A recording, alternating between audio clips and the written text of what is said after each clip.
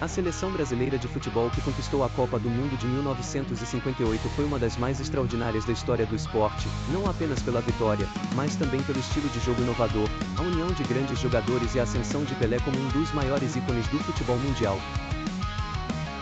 Foi a primeira vez que o Brasil conquistou o título mundial, e essa conquista é frequentemente considerado o ponto de partida para a ascensão do país como uma potência global no futebol. Antes de 1958, o Brasil já havia experimentado algum sucesso no futebol, mas ainda não havia conquistado a Copa do Mundo. Em 1950, o Brasil havia sido derrotado de forma traumática pelo Uruguai na final, no Maracanã, em um episódio conhecido como o Maracanazo. O Brasil passou por um processo de renovação em sua seleção, com a contratação do técnico Vicente Feolala, que se tornou responsável por dar uma nova cara ao time, focando em um estilo de jogo mais técnico e ofensivo, e também preparando uma equipe para finalmente conquistar o título mundial. A seleção de 1958 era composta por jogadores talentosos, alguns dos quais se tornariam lendas do futebol mundial. A equipe estava repleta de estrelas, incluindo o jovem Pelé, Garrincha, Vavá, Didi, Nilton Santos, Bellini, Zagallo, entre outros. O time era conhecido por seu estilo de jogo envolvente, com passes rápidos, dribles habilidosos e ataques constantes. Pelé, com apenas 17 anos, Pelé foi a grande estrela da Copa de 1958, marcando gols importantes e se consagrando como um dos maiores jogadores da história do futebol. Sua habilidade, visão de jogo e capacidade de finalização encantaram o mundo. Garrincha, considerado um dos maiores dribladores de todos os tempos, Garrincha foi uma das principais figuras ofensivas do Brasil, criando jogadas e assistências que deram muita imprevisibilidade ao ataque brasileiro. Vavá, com sua força física e habilidades técnicas, Vavá foi um dos principais goleadores da equipe. Didi, um dos maiores meias da história, Didi foi responsável por organizar o meio de campo, distribuindo passes e controlando o ritmo de jogo. Nilton Santos, o camisa 6, como era conhecido, foi o líder da defesa brasileira e um dos primeiros grandes laterais do futebol mundial.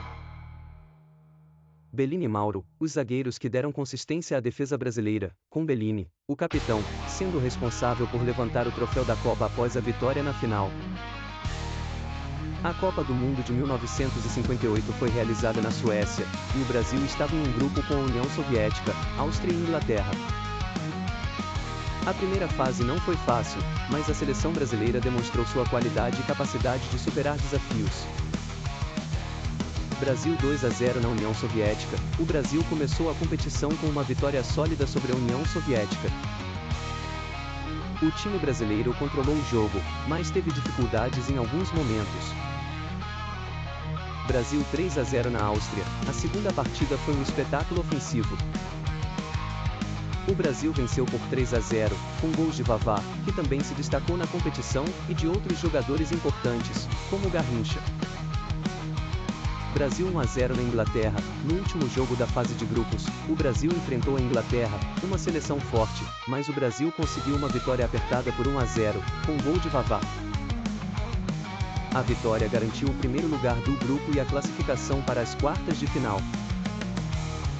Quartas de final, Brasil 1-0 na seleção de Gales. Nas quartas de final, o Brasil enfrentou o Gales. Foi uma partida difícil, em que o time não teve a facilidade dos jogos anteriores, mas, mesmo assim, garantiu a vitória por 1-0, com um gol de Pelé. O garoto prodígio começava a mostrar seu brilho, marcando gols decisivos em momentos importantes. Semifinal, Brasil 5-2 na França. Na semifinal, o Brasil teve um grande desafio pela frente, enfrentou a poderosa França, com uma equipe talentosa liderada pelo artilheiro Dasty Fontaine. O jogo foi uma verdadeira exibição de futebol, com o Brasil vencendo por 5-2.